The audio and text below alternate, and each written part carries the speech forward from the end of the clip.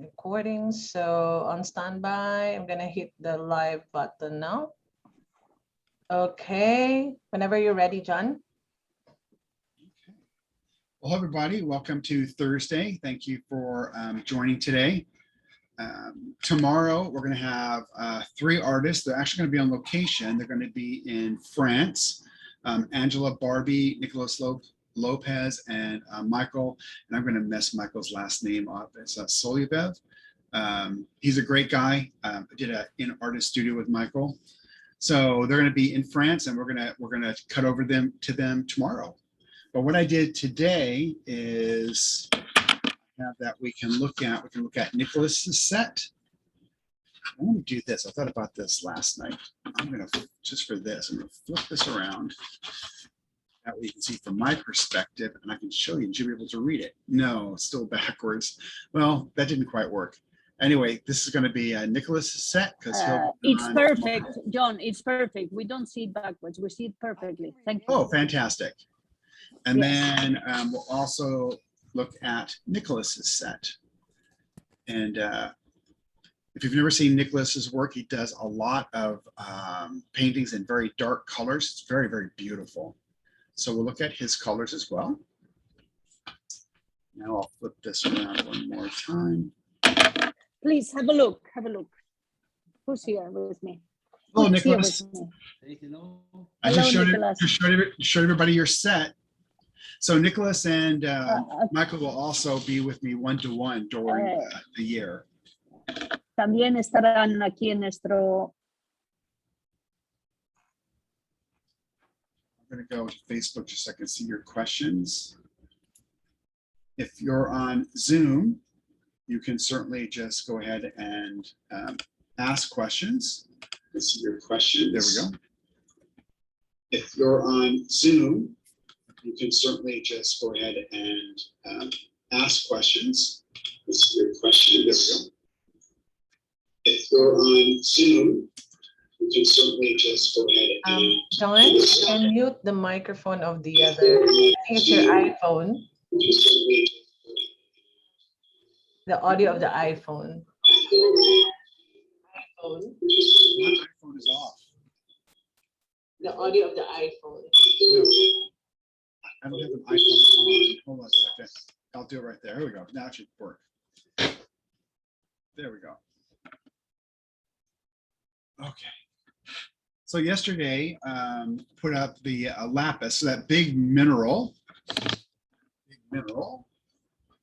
was lapis. So I think almost all of you got that one. There was sodalite. There was johnite. So yeah, it's lapis. The biggest piece of lapis I've ever seen probably was about 6 feet high and about 20 feet long. And that's the biggest piece I've seen. And where we were getting a lot of our material and still do get material is when companies are making pens or mechanical pencils. And there's always waste and chips. I buy the waste and chips because it's just it's great product, and it's a way to not have it go into landfills. It's a way to be able to use it up, which is always a good thing. Okay, so what I thought we would do today is just look at Nicholas's set and Michael's set. Any questions? Please let me know. Hello, Claudia. Hello, Jean. And John, where did you see this monstrosity size rock? I saw it in Chile. Yeah. And they sent me photographs of it. So the mine in Chile is up in the Andes, and I believe it's accessible about 4 months out of the year.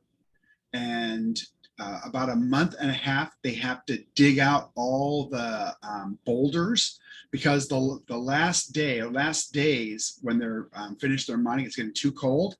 They blast it all in, because otherwise people would come and pilfer. So they blow all this material so people can't get into it, and they have to undo that before they start mining again. So, and it's pretty interesting. Do the artists, so Joni says, do the artist sets come in pans? Some of them do, or you can buy the pans. So the pans are also sold individually. And the reason we do that is so you can put your own collections together if you want to do that. All the sets, I think next week, all the dot cards will be listed. So you can read about the artists and also see their dot cards. Jan Min, who's on, I see him on the Zoom side, is a brand ambassador. So Jen, welcome. As is Letisa and Giovanni. As is Ethel and Angela. Okay. So let's look at Michael's set. And what I did is I picked out the 5 mils. So these are all in 5 mil. These are 15 mil. You can see they're mine. I've really beat them up. So we'll test these first. With Michael's set.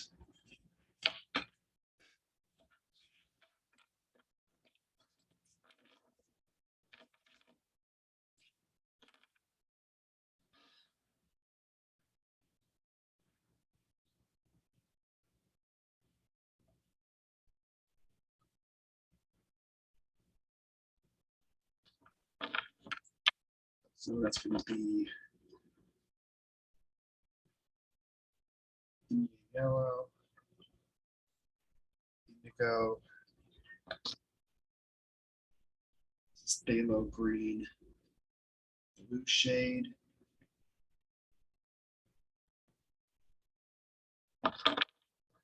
smaller tubes, but there's a lot of paint. Wow. Watercolors.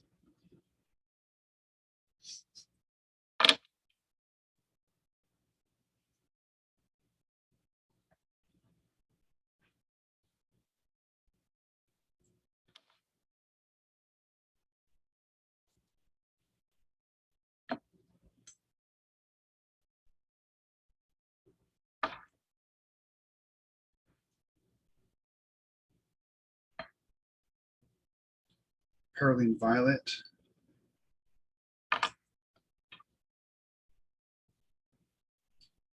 Let's start with the living crimson. Do those first.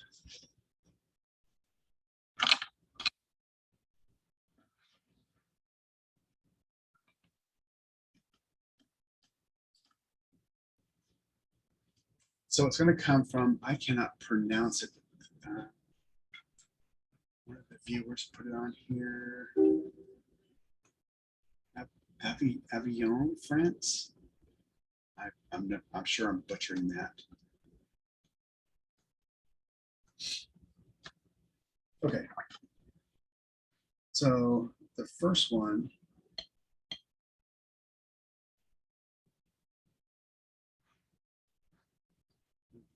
Yellow. Let's see, we go higher.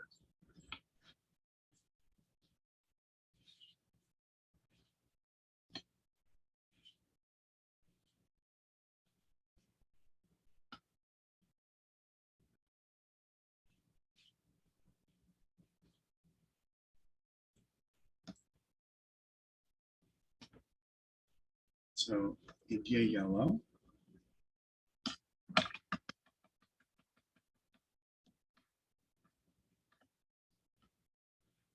So Letizia says Aguillon is in the south of France near Bordeaux. I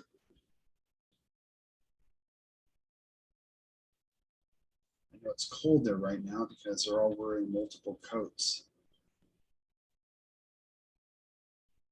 I'm sure it's quite beautiful. This is indigo. Indigo.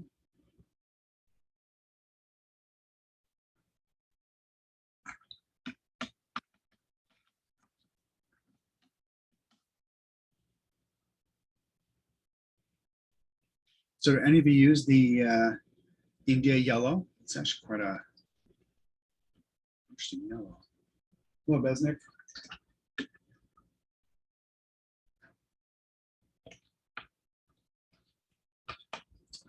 And this is phthalo. This is phthalo green, and this is the blue shade. So we've had a couple of artists on doing talks and demonstrations that use the phthalos. Now there's been lots of questions about the phthalos because they are very strong, kind of the life of the party.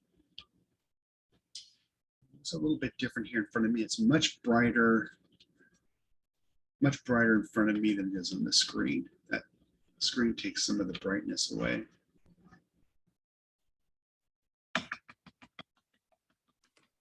Besnick selects the yellow.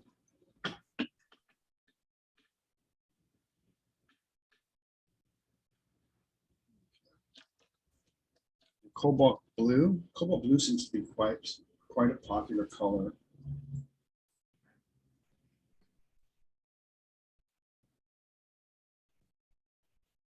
And you can mix them if you like.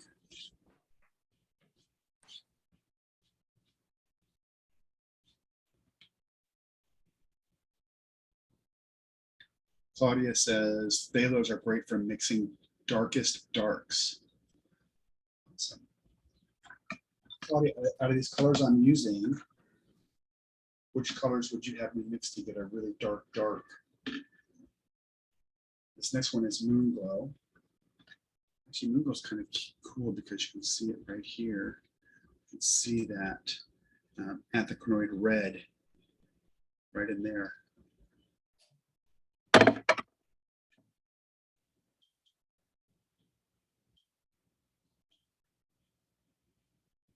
I know Gabriel uses it.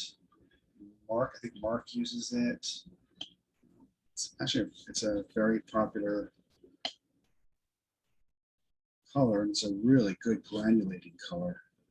When we look at Nicholas's set, you'll see. I use it too. Do you? It's Barbara. Yeah, it's a goodie. One of my favorites. Yeah, I like how it breaks apart. It breaks apart so well.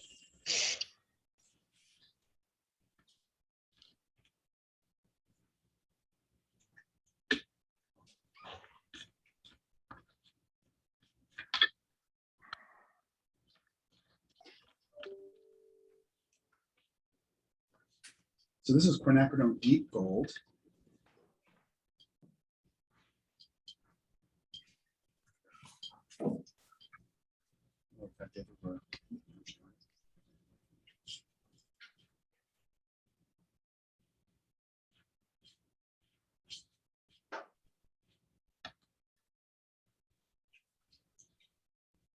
So Count, that's always interesting to see the individual artist selection. Yes.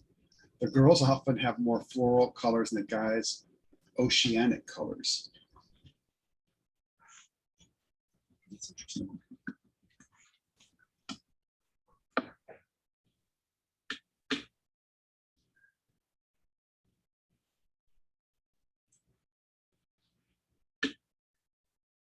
Okay, so this one is going to be Perylene Violet. Perylene Violet.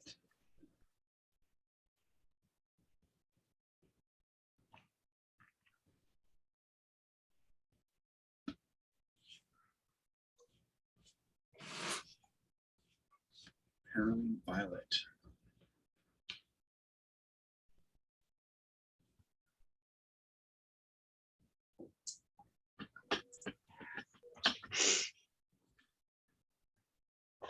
On this palette is alizarin crimson.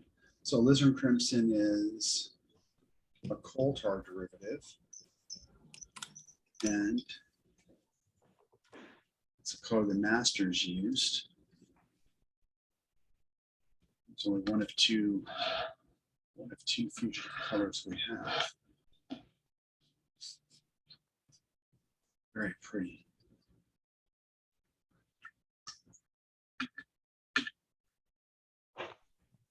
So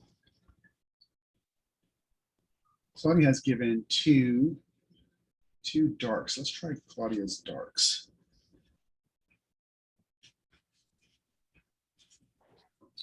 One of them,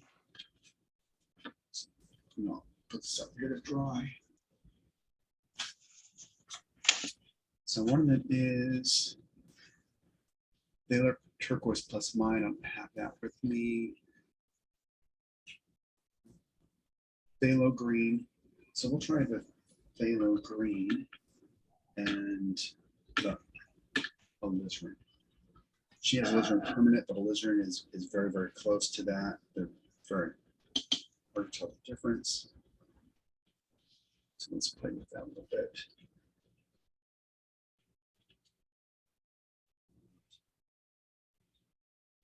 This is the alizarin. Wow. Yeah, that's cool. That is a dark, isn't it? That's pretty awesome. So that's the phthalo green blue shade. Phthalo green blue shade with the alizarin. Let's try that some more.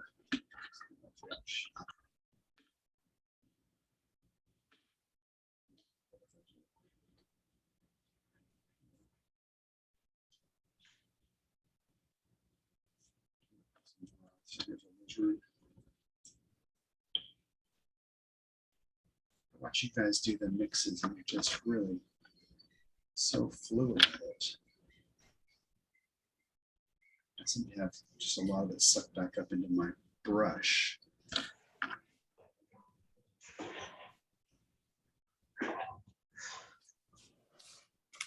Yeah, that's really.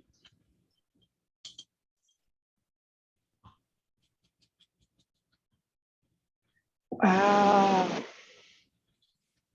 So yeah, it really does have that really darkness in there when you have the alizarin and the phthalo.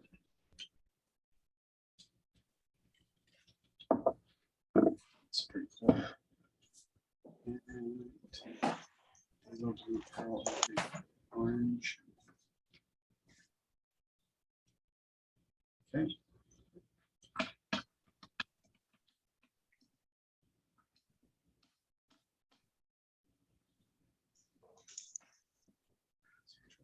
Perylene. Try the perylene. That's the perylene. Brightness in the perylene.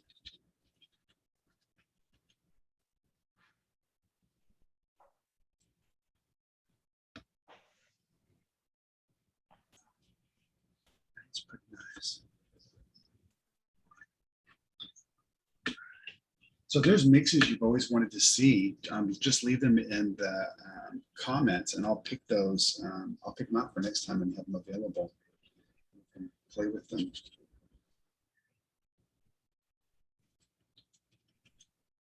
I like the indigo. It's such a neat color.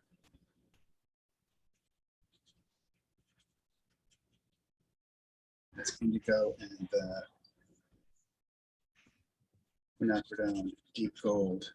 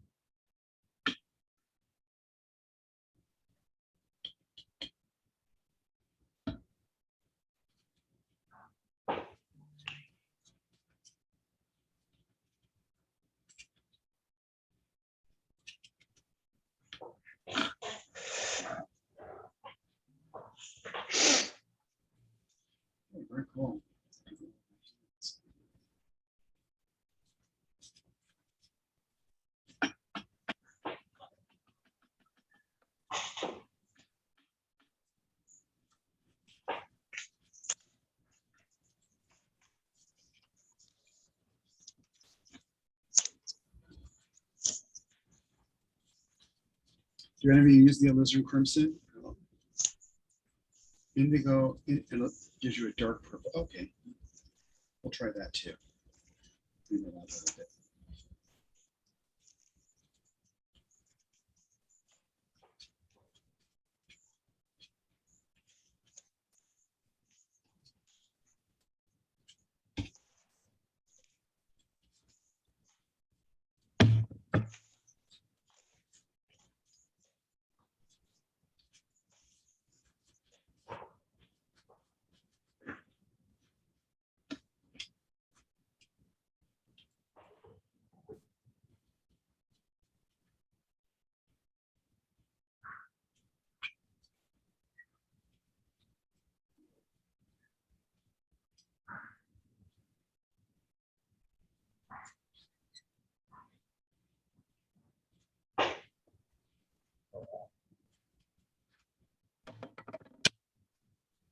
So who has the hottest, warmest temperature of the people of here?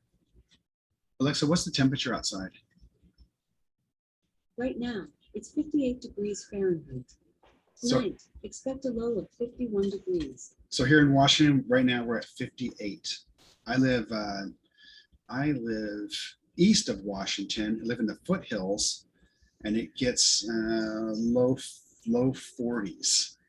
Does anybody have above? Oh, yeah, thanks, Gabriel. Gabriel's 75 degrees. That's San Diego. That shouldn't count. That's always perfect weather. Orange It is County. chilly. It's 73 here today. 78 in Orange County. Oh my gosh. 73 in East. Toyota. In where? Excuse me, can you translate that into centigrade degrees? Divide in half and add 32, right? For what? From centigrade the other way around, subtract 32. Oh, 10 Celsius. Yeah, 1.6 plus 32. 10 Celsius, 16 plus 32. Wow, 70 Here degrees. also. Here also 10 degrees or something like that. In the mornings, even 5.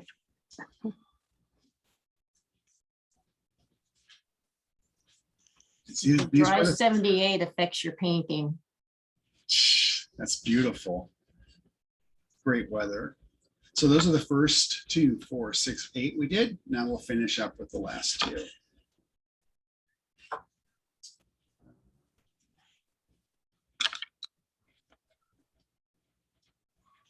So let's see.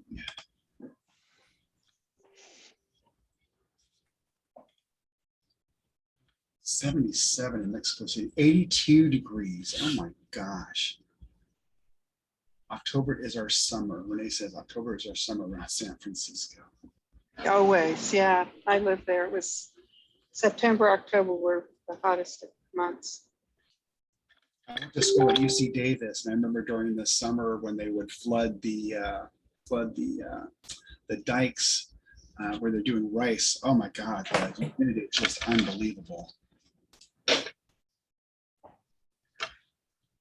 Okay, so the last 2 are going to be phthalo blue green shade. I'm going to do that mix that Claudia was talking about, and quinacridone sienna.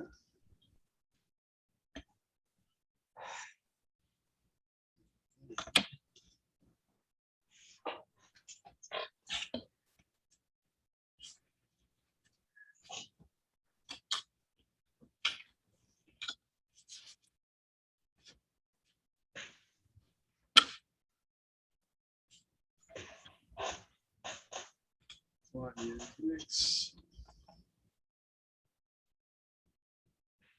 77 San Diego. Nancy says it's going to be in the high 80s. Wow, that is just unbelievable. Gotta be Tucson or Phoenix. 82 in Nashville, 66 in Illinois. It's 15, I think 15 Celsius where Besnick is. It's amazing.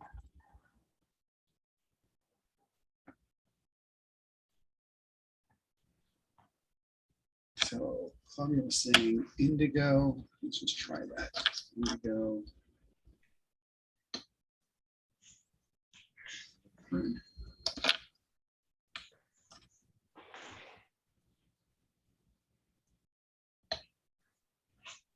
So indigo and alizarin should give us a great dark yellow. Let's try it.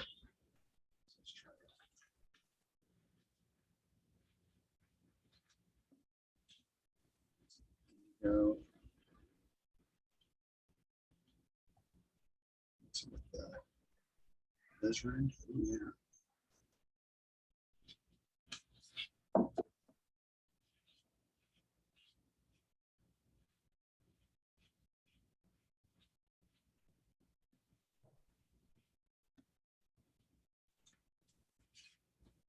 That's indigo, indigo and alizarin. It's different. Add some water to it. Wow.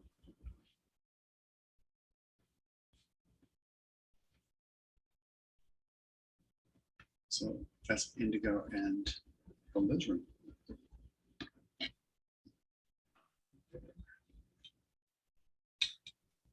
Okay. So the last two colors were phthalo blue, and this is going to be the green shade.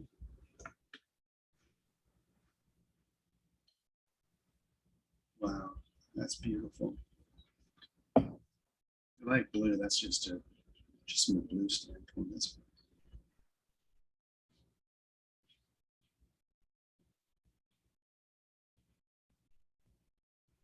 very strong. They are really strong.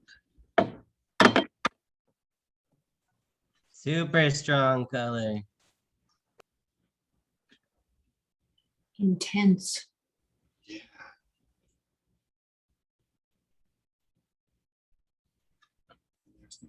This is the quinacridone sienna.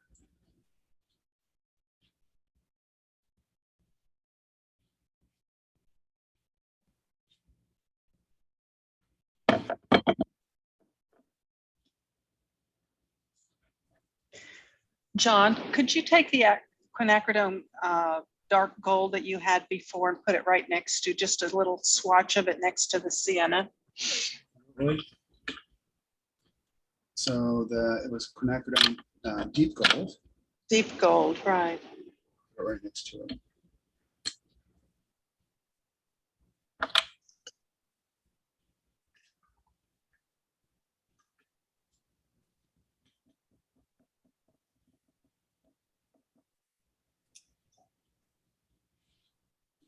Okay, I see it. Deep gold. Thank you. You're very welcome. Thanks.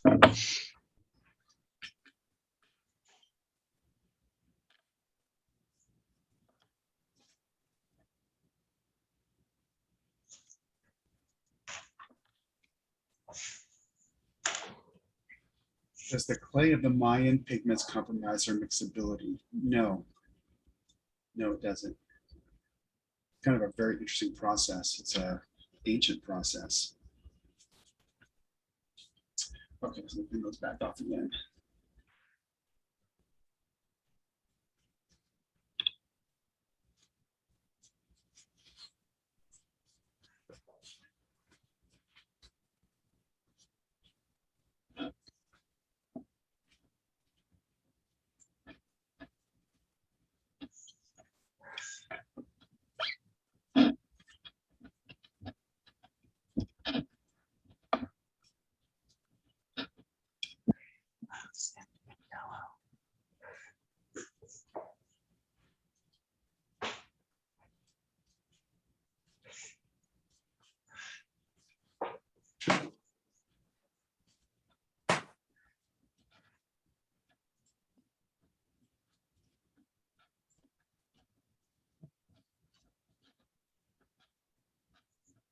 Robert, do you use any of the Mayan colors?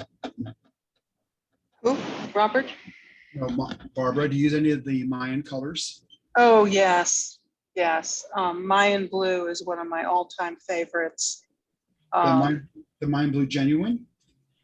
Genuine, and I like the dark too. Okay. And I have the others. I'm just looking what I have in my, I just reorganized all my paints the other day. Why, I'm not sure. Because There's Valerie a asked- purple. There's a purple that I like. And there's a yellow that I like. Mayan violet, yeah. Mayan yellow. Valerie was asking, does the clay of the Mayan pigments compromise their mixability? I don't mix them. Mix them? I don't actually like to mix colors that much. You have such a beautiful range that I don't find it totally necessary all the time. I have all the colors kind of memorized. Awesome.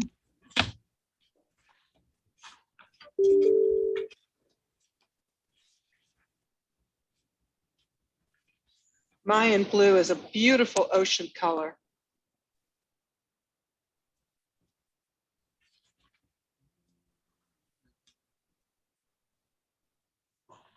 I'm going to pull those out next time. So this, thank you very much. This is going to be Nicholas's. And these are a lot of granulating colors here. And Oh boy, I love it. let's look at his. I just used the Mayan orange today. Did you? Yeah, I love it. Show It's us. a good, Can you show us? right there on that plane. Oh yeah. Ah, cool. Yeah. Very It's a good color to really use at the last just little section in my painting to just pop, give it some nice sizzle.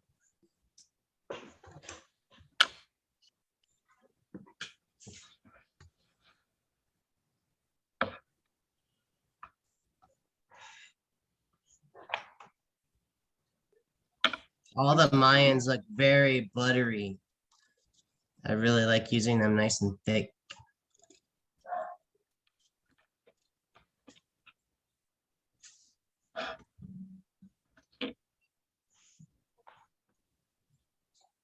So Nicholas is going to double up on a couple colors.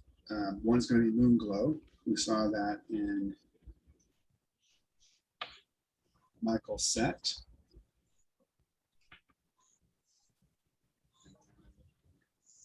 Ultramarine blue, probably my favorite. I love the blues. Even the blues music. Lunar Blue. Another wonderful one. Yeah, the granulating in that's really quite gorgeous. Piemontite. Ooh, these are all my favorites. Here's another one that's really super popular. Lunar Black.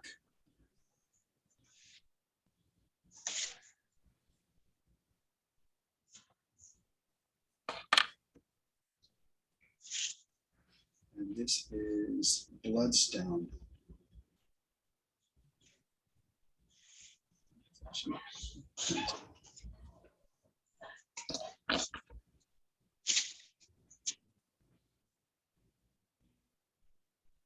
Cascade Green.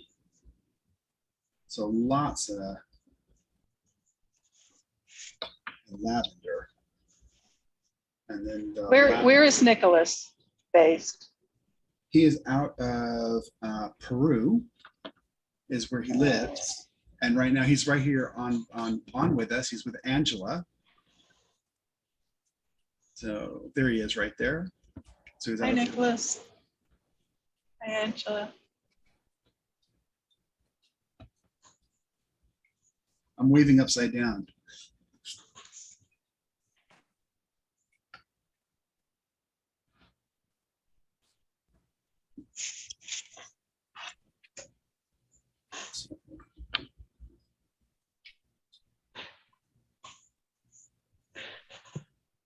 Nicholas, your paintings are beautiful.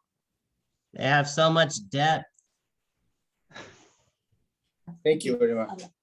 Thank you so much, my friend. Thank you. Thank you. Bueno, ponemos el audio, no sé por qué. Es que no sé por qué no se escucha. Aquí, esto. Ah, será esto.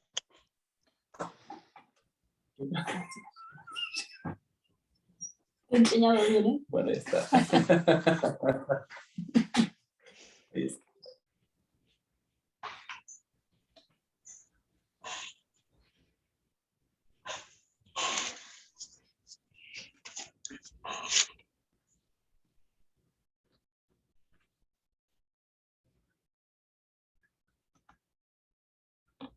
So Valerie says, hello, George. Valerie says, use Piemonte to capture the Sedona Red Rock last month. That's a beautiful area in Sedona, Arizona.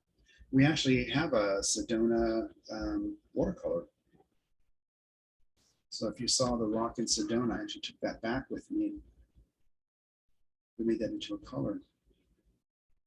So this is going to be lavender.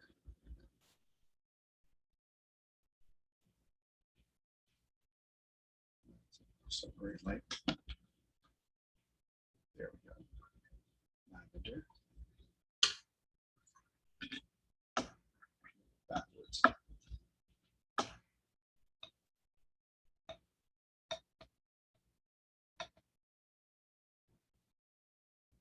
This.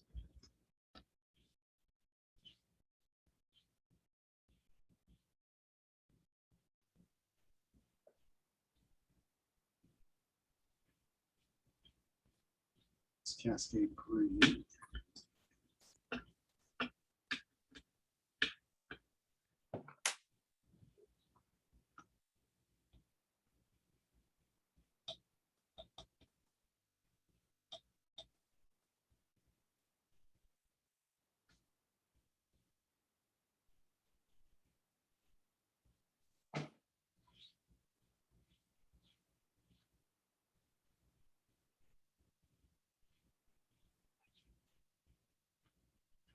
Very beside each other. This is our Bloodstone. It really has that awesome granulation. So that's a natural. This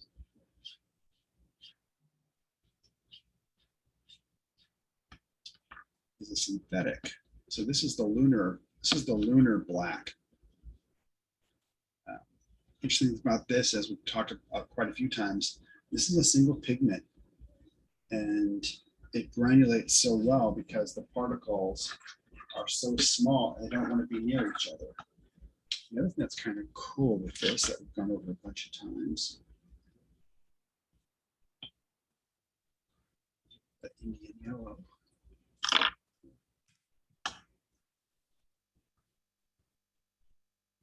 Is unlike a lot of the yellows or a lot of the blacks, you could put a yellow into it and it'll push the black out of the way. So the more that dries, the more that yellow is going to become more and more visible because it's pushing all those, all the black pigment, the particles are moving away from that. Whereas if we did, we used an indigo or we used a lamp black, we would actually cover that up. So that's kind of a neat thing about the lunars.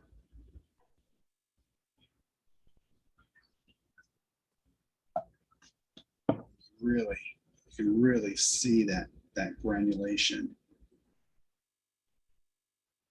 It just really granulates. So does the Bloodstone, but nothing as much as the lunar or the lunars.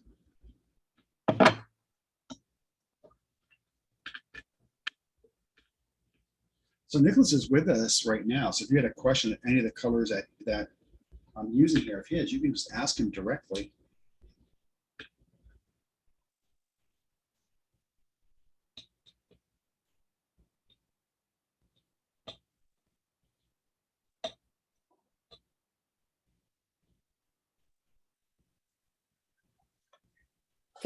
Here, we're showing some of Nicholas' paintings. Oh, very cool. Oh, voy a enseñar. Oh, that's beautiful. Wow, look at that.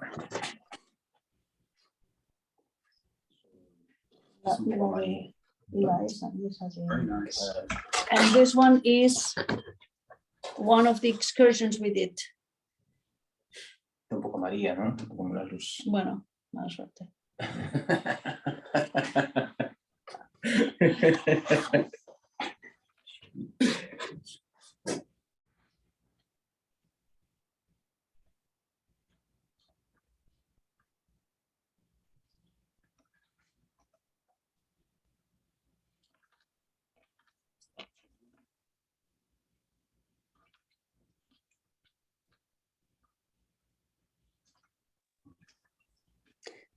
What is the last color, John?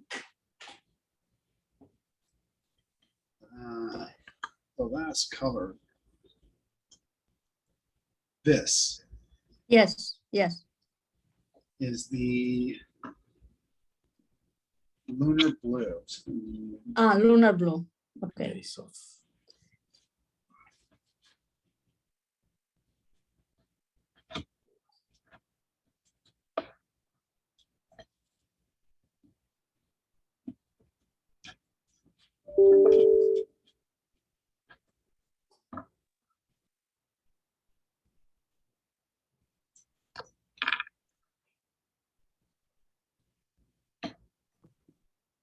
Very nice, Giovanni.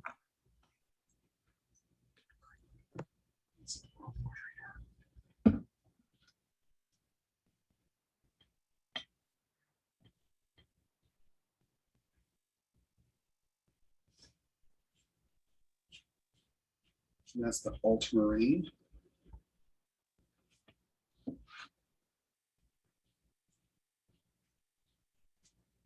Ultramarine blue. One of my favorites.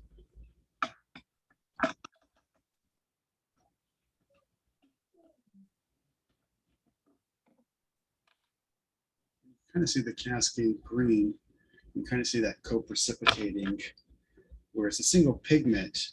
It's two pigments that are bound by one, so chemically co-precipitate is seen as one pigment, but you can see when it breaks apart, you can kind of see that bluish, the green, and also the yellow, which makes it really kind of interesting. And that's what happens when you're painting. So you can kind of really play with that ability of the cascade green.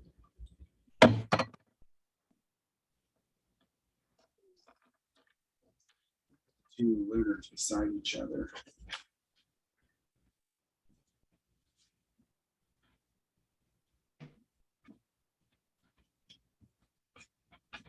John, we have a question here for Nicholas. This is from Caroline in Facebook chat.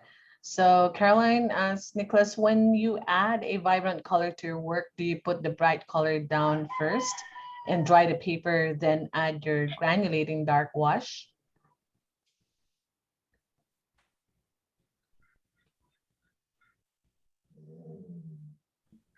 Ethel, can you repeat that again, please? Sure. So that I can translate.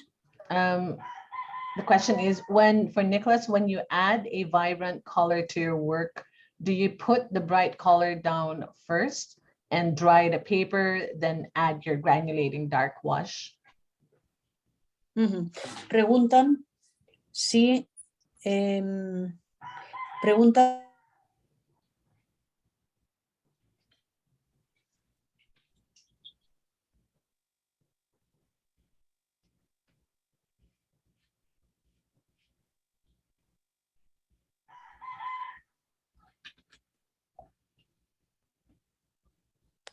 he will reply for everybody and I will translate, okay? Okay. En español. Sí, sí. Bueno, en realidad mi trabajo es siempre desde un principio, es al húmedo, no trabajo por capas, entonces eso no me permite poner primero una base y después poner el granulador, ¿no? Mezclo los dos colores para los dos pigmentos para generar granulación en el proceso del secado. So what he does, he works with wet on wet. So he doesn't do first one layer and then adds another one, but he mixes the colors, and so that the granulating process happens when he's painting, when he's putting the color on the paper. En español. Sí. Thank you. Por esa razón, muchos de los colores que tengo en la paleta tienden a ser colores abiertos, los Primatex o los granuladores o el Moonglow o el verde cascada, son colores que son bastante orgánicos por su naturaleza. Entonces, me gusta que el agua misma me genere los cambios cromáticos en el proceso del trabajo. So that is why he has many colors that are open, like the Moonglow or like Cascade Green, so that the same process generates the intensity of the color. Ethel, can you explain how to? No.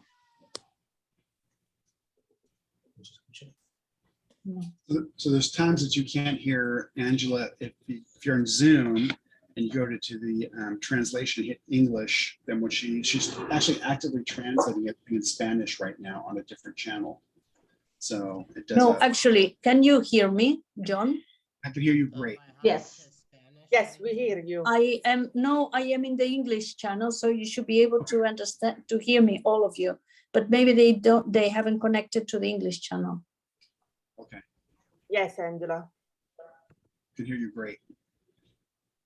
Okay. Thank you, Nicholas. Love your work. Thank Me you. encanta Thank you tu so much. trabajo. Thank you so much. You're very welcome. So this is the Lunar Black that Nicholas is using, and this is the Lunar Blue. I just wanted to put those side by side so you can kind of see them. You really get that granulation Fantastic colors. up in here, and these just really granulates. And then the more we wait on the Cascade Green, as we've seen, many times, you can start seeing that kind of greenish undertone to it. And if you were to let it cool, you could actually probably get some more blue. So it's kind of how you play with that. And then this is the Bloodstone. The Bloodstone is also very, it's a granulating color. What's in the Bloodstone? What's it made with? It's made from Bloodstone. Bloodstone is It's like a Bloodstone. Okay. it's an iron oxide. So Okay. So hematite would be an iron oxide. The Right. hematite violet iron oxide.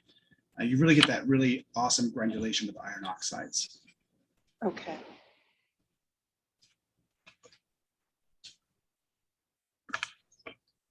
The Bloodstone, I'll pull it out next week, is really it's quite interesting. John, can I see the Lunar Black put down and then add just a little bit of like the Cobalt to it? Yeah, absolutely.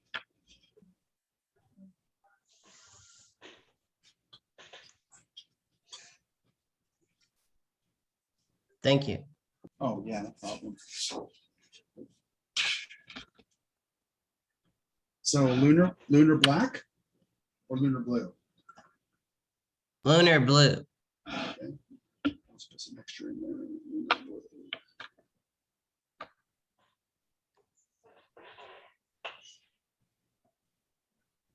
And you want that with Cobalt? Yes, please. Okay.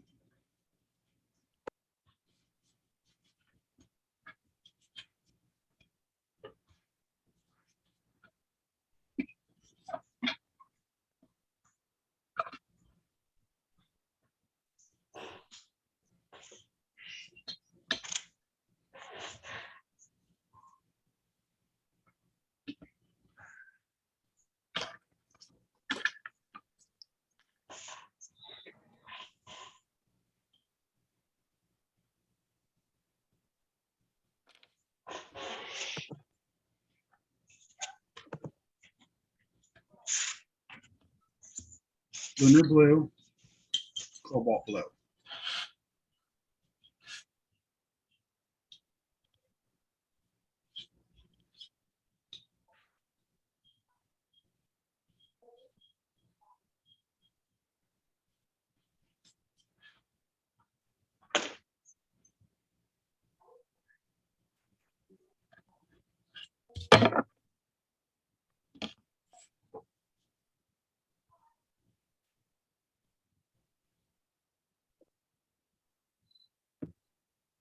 Now just tap the bottom of the paper and the granulation will get activated into that paper.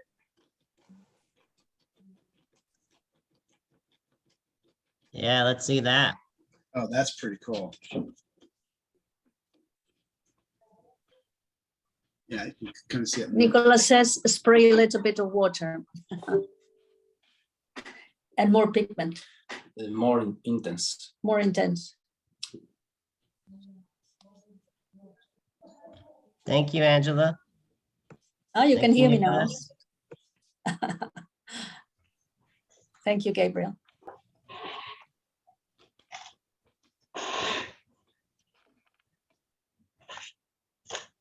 Oh yeah, I can see it. I'll put another color on it. It'll quit. Let me just put some other colors so it'll quit autofocusing. There's so much white.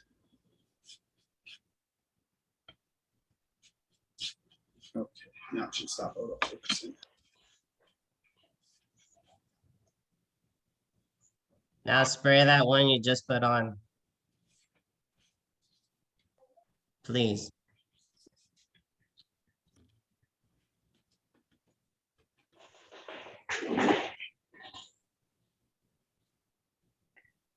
That's wonderful, John, becoming a great artist.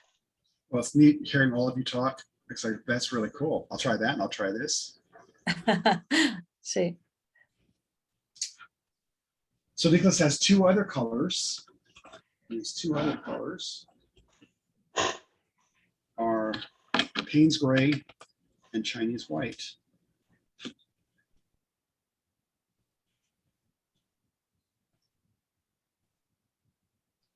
So now I was looking at some of Prafful's work and Thomas Schaller's work, and there's a lot of artists that actually are using, which makes a lot of sense, the paper for their whiteness. It always kind of, I'm always intrigued when you're doing that, about having you must have the whole image in your head to absolutely leave that white space there through your whole painting. It's always amazes me. So we'll do both here. We'll do some Payne's Gray.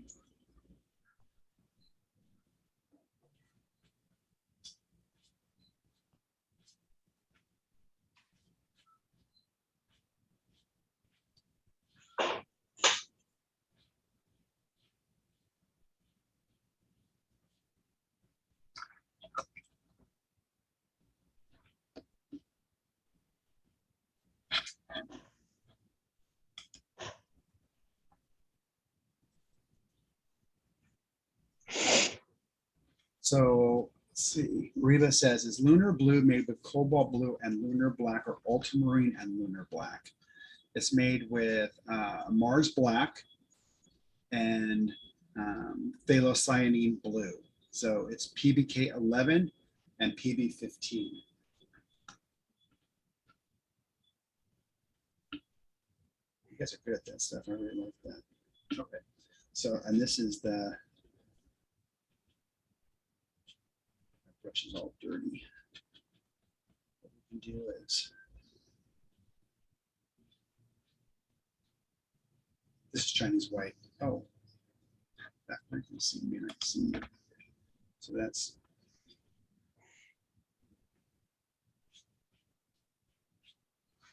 Chinese White. Add that to your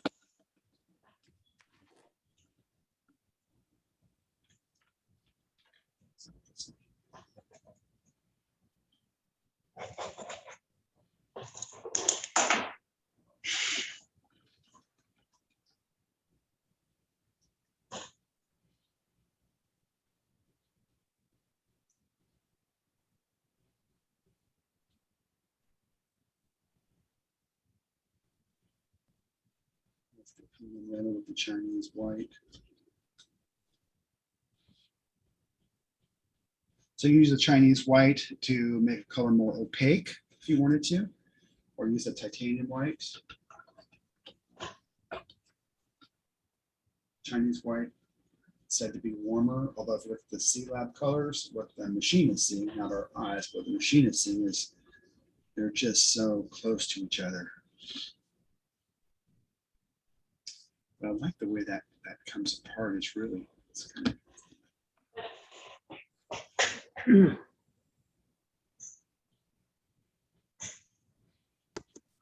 for that light shadow.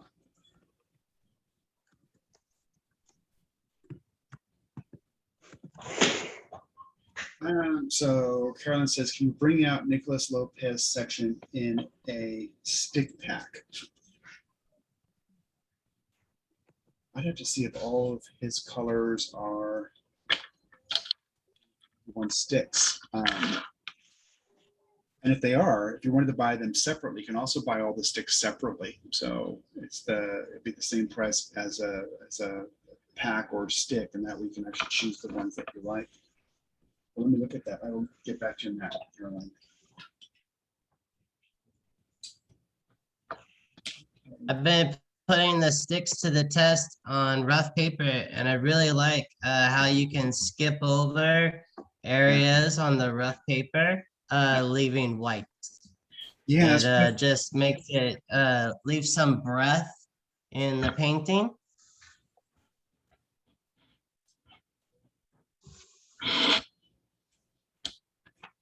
yeah, the sticks have no wax.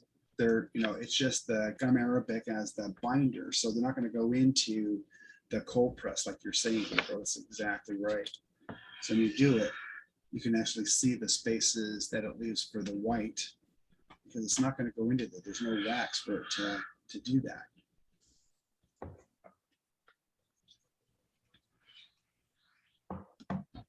People call them crayons, but they're really just a kind of really more of a pen in your hand. I thought it was really interesting the way that Rajat was holding them. I've never seen so many in someone's hand before. It was so interesting to see.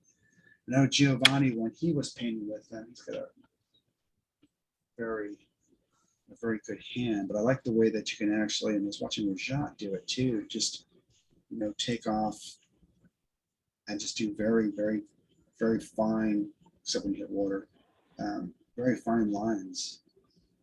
It's not too fine, but if you want, we can look at, I'll bring all 51 sticks out. We can play with all the sticks too. Okay, so that is both Nicholas's set and Michael's set, and Nicholas will be joining us. So you look at his work is really beautiful, what he can do with dark colors. So let's look at what we looked at today. Que hemos visto hoy. Tomorrow there is a big surprise, so don't miss the session tomorrow. I love surprises. So there's some of the mixes that Claudia was talking about. Thank you, Claudia. And then we have, these are Michael's colors.